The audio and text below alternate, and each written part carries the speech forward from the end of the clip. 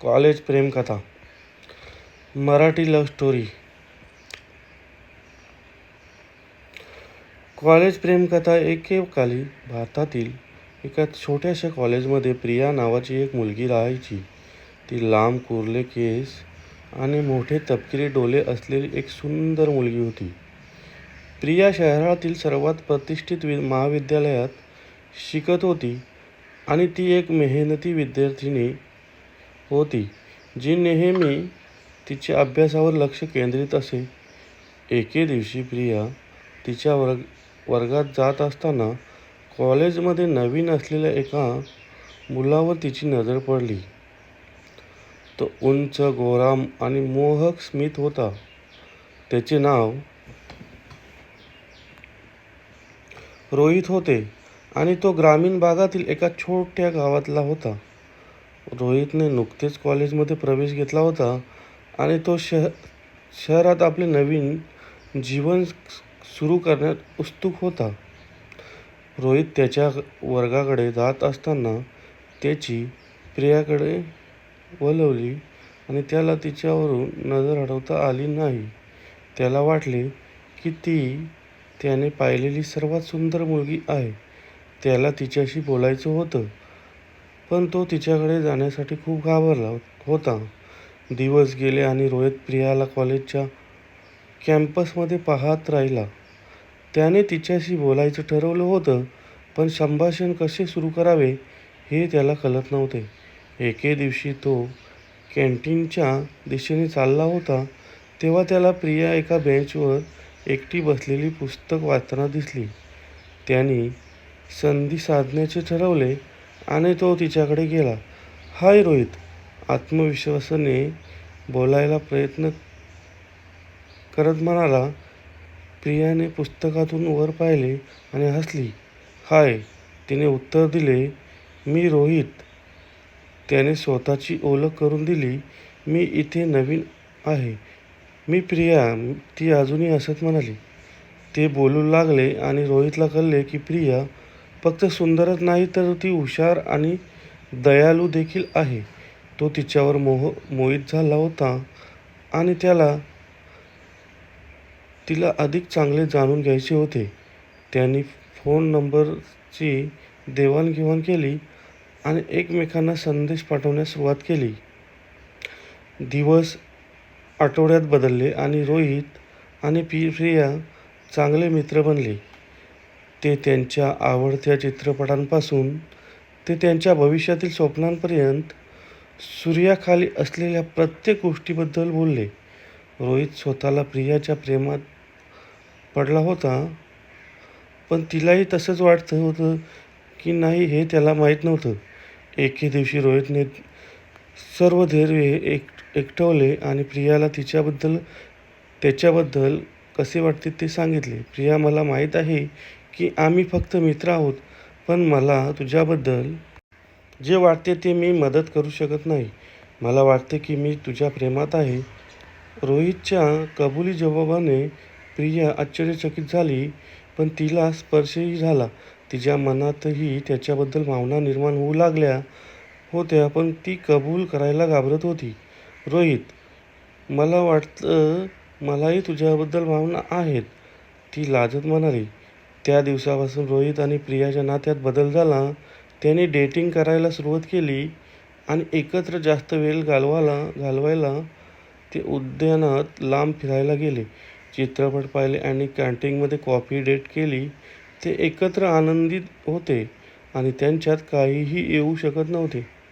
मात्र त्यांचा आनंद अल्पकाळ टिकला. प्रियाचे पालक पारंपरिक आणि पुराणमतवादी होते आणि त्यांना त्यांच्या मुलीने वेगळ्या शहरातील मुलाशी डेटिंग करणे मंजूर केले नाही.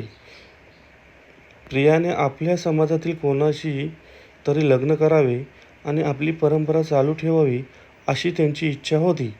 रोहितवरील प्रेम आणि कुटुंबाप्रती असलेले तिचे कर्तव्य यामध्ये प्रिया फाटली होती. रोहितला माहीत होते की प्रिया कठीण काळातून जात आहे आणि त्याला तिला मदत करायची होती. त्याने प्रियाच्या आई-वडिलांशी बोलून त्यांना त्यांच्या नात्याचा स्वीकार करण्याचे ठरवले. तो त्यांच्या घरी गेला आणि त्यांना भेटायला सांगितलं.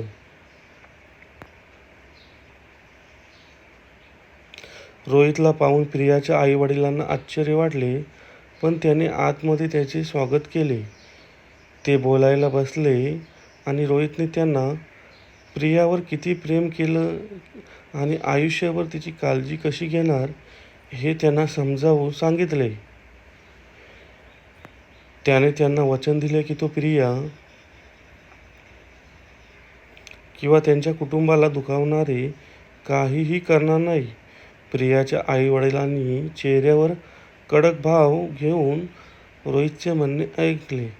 त्यांच्या मुलीने वेगळ्या समुदायातील कोणाशीही डेटिंग केल्याबद्दल त्यांना आनंद झाला नाही, परंतु रोहितचा त्यांच्या मुलीवरील प्रामाणिकपणा आणि प्रेमामुळे त्यांना त्याला संधी देण्याची खात्री पटली.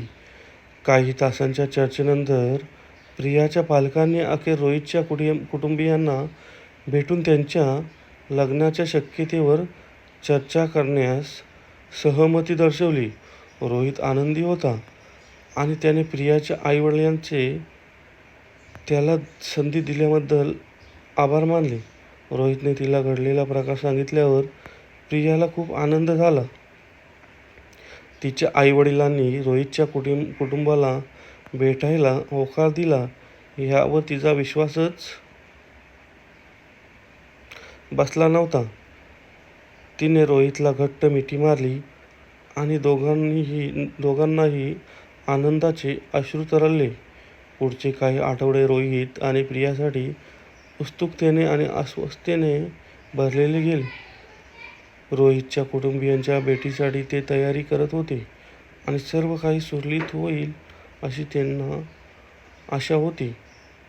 शेवटी तो दिवस आला जेव्हा प्रियाचे पालक रोहितच्या कुटुंबाला भेटले.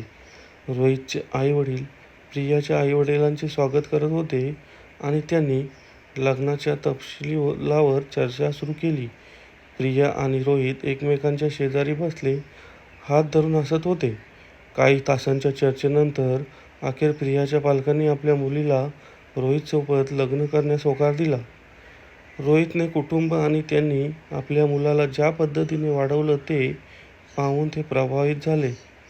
त्यांनाही रोहित आणि प्रिया यांच्यातील प्रेमाचा स्पर्श झाला आणि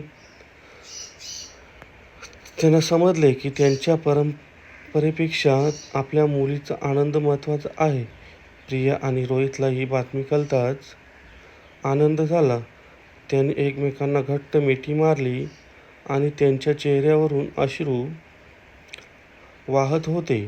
त्यांचा प्रवास सोपा होणार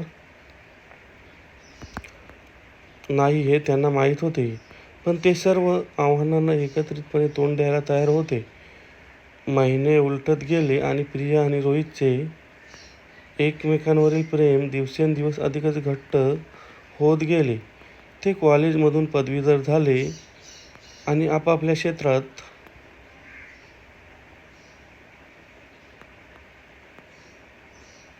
काम करू लागले. त्यांनी त्यांच्या कारकिर्दीत आणि वैयक्तिक जीवनात एकमेकांना साथ दिली आणि कठीण काळात ते नेहमी एकमेकांसाठी होते. शेवटी त्यांच्या लग्नाचा दिवस आला. हास्य, संगीत आणि प्रेमाने भरलेला हा एक सुंदर सोहळा होता. प्रिया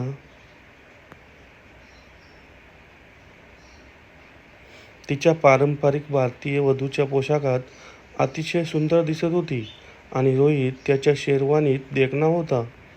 त्यांनी शपथेची देवाणघेवाण केली आणि आयुष्यभर एकमेकांवर प्रेम करण्याचे वचन दिले.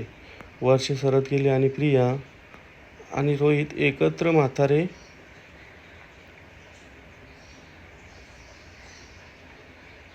झाले. त्यांना 2 सुंदर मुले होती आणि त्यांनी एकत्र आनंदी आणि परिपूर्ण जीवन निर्माण केले होते. त्यांच्या प्रवासात आलेल्या आव्हानांना ते कधीच विसरले नाहीत, परंतु त्यांचे एकमेकांवरील प्रेम कोणत्याही अडथळ्यांपेक्षा अधिक दृढ होते हे त्यांना नेहमी लक्षात राहिले.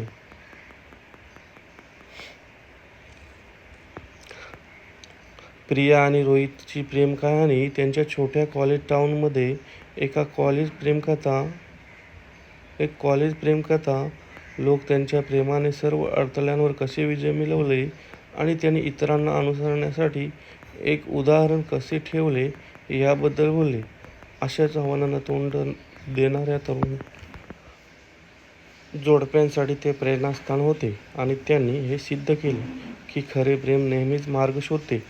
सरतेशेवटी प्रिया आणि रोहितची कॉलेज प्रेमकथा ही केवळ एक कॉलेज प्रेमकथा नव्हती, तर ती प्रेमाची शक्ती आणि ती सर्व सीमा कशी जिंकू शकते याचा पुरावा होता.